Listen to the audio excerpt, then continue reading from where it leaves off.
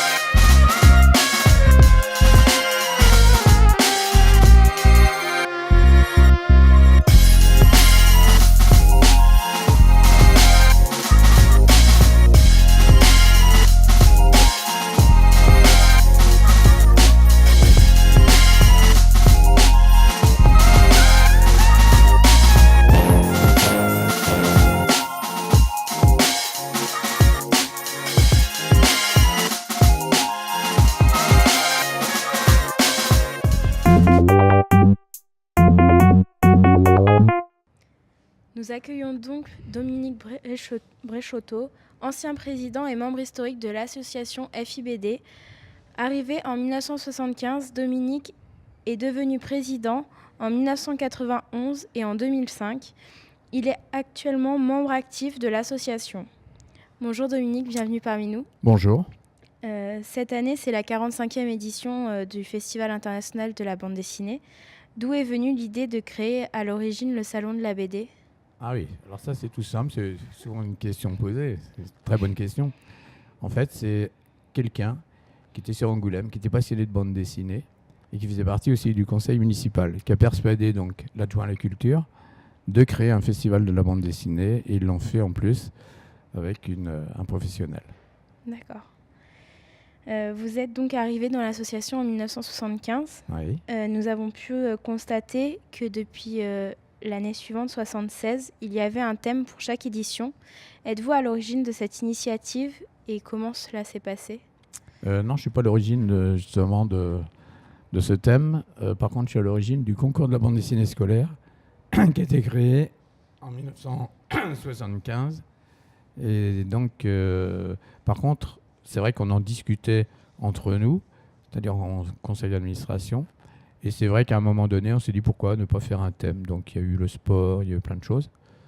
Et donc, c'est vrai que c'est à la fois intéressant. Pour un petit festival, c'est bien. Pour un grand festival, c'est absolument impossible. D'autant que c'est un peu bloquant, si vous voulez, au niveau après des expositions à traiter. Enfin, il y avait des thèmes passionnants. Oui. Il y a eu la musique notamment, avec le gaffophone de Gaston Lagaffe, c'était quand même étonnant. Puisqu'on a eu le gaffophone, grandeur nature quand même, hein, qui arrivait de Belgique. En 1996, à la fin de votre premier mandat, le Salon international de la bande dessinée est devenu Festival international de la bande dessinée. Pourquoi un tel changement ? Alors, tout simplement parce qu'au départ, c'était un salon, c'est-à-dire on a voulu créer quelque chose de plus festif. C'était un salon, mais il y avait aussi des éléments culturels. Il y avait plein d'expositions, il y avait des conférences. Et on s'est dit, c'est plus qu'un salon. c'est quand même un festival. Et le festival regroupe tout. C'est-à-dire à la fois, ce sont des gens qui viennent voir des expositions, qui viennent s'enrichir auprès de conférences, qui viennent rencontrer des auteurs et qui aussi vont dans les espaces de vente. L'espace de vente est en plus un espace de salon. Les autres est en plus un espace culturel, donc festival. D'accord. Donc c'était tout à fait logique que ce soit festival. D'accord. Depuis quand l'association FIBD a arrêté de s'occuper du festival et comment se passe la collaboration avec 9e Art Plus depuis qu'ils ont repris la gestion? Tout à fait. Alors, elle n'a pas arrêté complètement. Quand vous dites arrêter, non, c'est simplement parce que à une certaine époque, c'était difficile, si vous voulez, de lier le tout.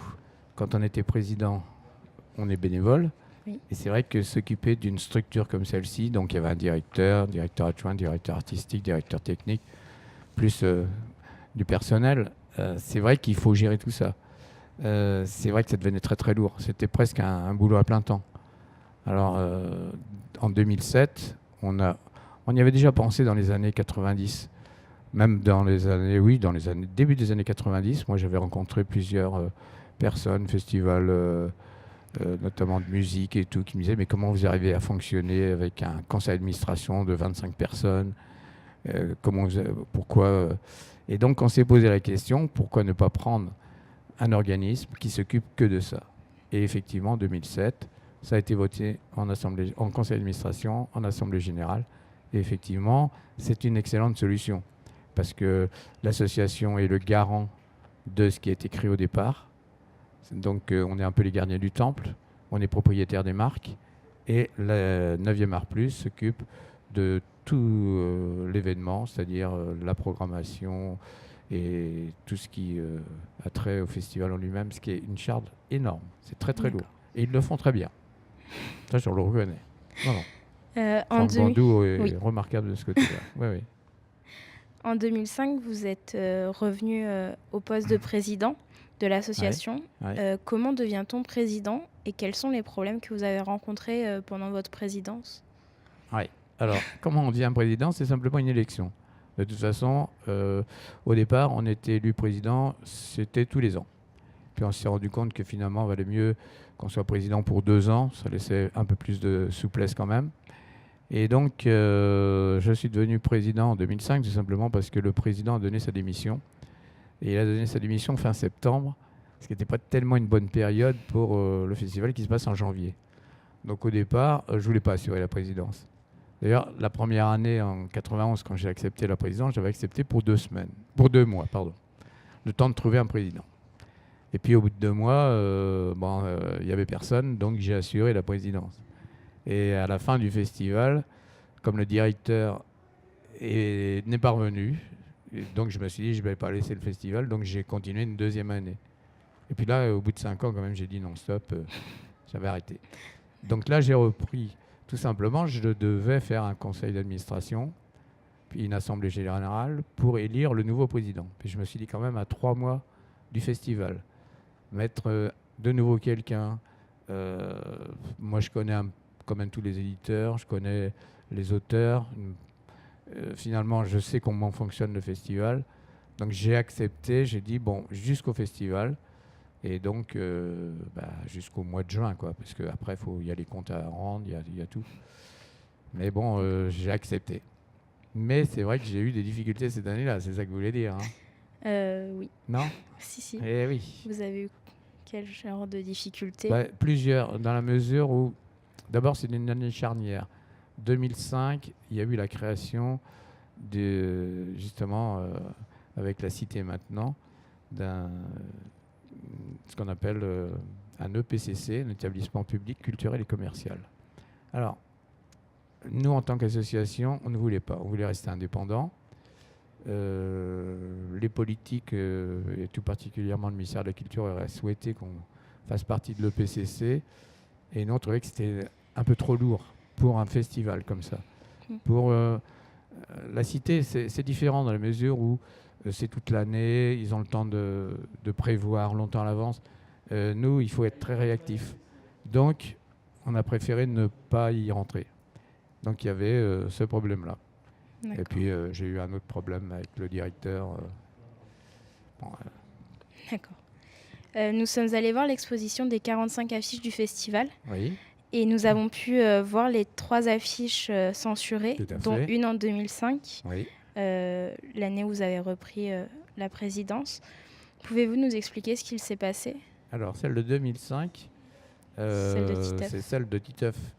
Alors, celle de Titeuf, effectivement, le petit problème qu'il y a eu. Alors, celle de Titeuf, en fait, vous vous dites, c'est celle de 2005. Oui. Moi, j'étais président en septembre 2005. Donc, c'était pas sous ma présidence, c'était juste avant. Mais je l'ai très bien suivi. C'est simplement parce que Titeuf avait fait une affiche et on voyait des personnages en train de fumer la cigarette, Black et Mortimer en train de fumer la pipe. Bon, c'est vrai que pour la petite affiche, c'est très bien passé. Par contre, grâce à Gérard Ringer, on peut exposer donc des grandes affiches de 4/3 dans le métro. Or, dans le métro, ils sont intransigeants et on n'a pas le droit de fumer. Donc, on ne peut pas faire l'apologie de la cigarette. Donc, on nous a demandé de masquer les cigarettes ou de masquer les pipes. Donc, c'est pour ça qu'il y a des grandes affiches 4/3 ont été, je n'allais pas dire censurées, mais on a supprimé tout ce qui était cigarettes, tout ce qui était tabac. En 2015, après les attentats de Charlie Hebdo, le Festival international de la bande dessinée a décerné le prix de la liberté d'expression en collaboration avec le journal satirique. Est-ce que l'association FIBD a été à l'origine de cet hommage? Alors, dans votre question, vous dites qu'il y a eu le prix, c'est ça? Oui. De la liberté d'expression. La liberté d'expression. Alors, effectivement, le festival est à l'origine de ce prix, mais on n'a pas voulu le décerner, pour plusieurs raisons. On s'est dit qu'on n'allait pas exposer une personne, justement, à un prix comme celui-ci, parce que déjà, des auteurs tels que Wolinski, Cabu et les autres ont été tués pour ça. On ne voulait pas, en donnant un prix, qu'ils soient les prochaines victimes. Donc on s'est dit, on a réfléchi et on s'est dit, en accord avec eux, bah non, finalement, on ne va pas le faire. Donc ce prix a été repris par le Festival Off, qui effectivement l'attribue chaque année. Je pense que cette année, ils vont le faire encore. D'accord. Avez-vous une anecdote sur les 45 éditions du festival? Il y en a plein. Il y en a plein. Alors, il y a une anecdote qui n'est pas très drôle, mais qui fait partie, vous avez cité tout à l'heure, les affiches censurées. Alors, il y a une affiche de Villemain, je ne sais pas si vous l'avez vue, qui a été censurée parce qu'on voyait des personnages dans l'arène, c'était un peu bon. Et donc, à l'époque, j'étais président et j'avais 2 vice-présidents, c'était Michel-Édouard Leclerc, et l'autre, c'était le directeur de la Caisse d'épargne, Nicolas Guillemont. Et donc, à chaque fois pour le BAT, je suis obligé de leur demander leur avis. Et en leur envoyant l'affiche, j'étais persuadé de leur réponse. Et effectivement, ils m'ont téléphoné, ils m'ont dit non, on ne peut pas cautionner une affiche comme celle-ci. Tu demandes à Villemain de la refaire. Donc j'ai demandé à Villemain de la refaire. Alors je ne sais pas si vous avez vu l'affiche de Villemain à ce moment-là. Oui. Et il a fait 3 cases. Première case, on voit un petit garçon qui a même une sucette dans la bouche et qui lit de la bande dessinée. Deuxième petite case, c'est un personnage adulte qui lit de la bande dessinée. Et troisième case, il y a un cercueil, et dans son cercueil, il lit de la bande dessinée.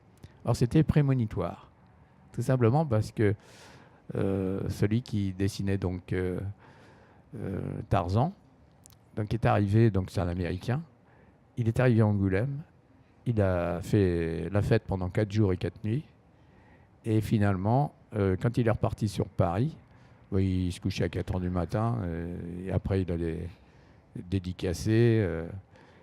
Et donc, quand il est retourné sur Paris, l'attaché de presse m'a téléphoné le lundi matin en me disant j'allais l'amener à l'aéroport. Et comme il ne répondait pas, j'ai fait ouvrir sa chambre et il était mort. Donc, vous voyez, comme quoi son affiche était quand même prémonitoire. D'accord. Petite anecdote, oui. Voilà. Quelle BD nous conseillerez-vous de lire cette année? Oh là là là. Alors ça, c'est le piège. Je ne répondrai pas à une question comme ça, dans la mesure où, si je réponds, je me mets à dos tous les autres. Donc non, D'accord. Non. En tout cas, merci d'être venu, d'avoir accepté notre invitation. Je vous en prie, c'était un plaisir. Merci beaucoup. On se retrouve bientôt pour une nouvelle émission des BD Reporters.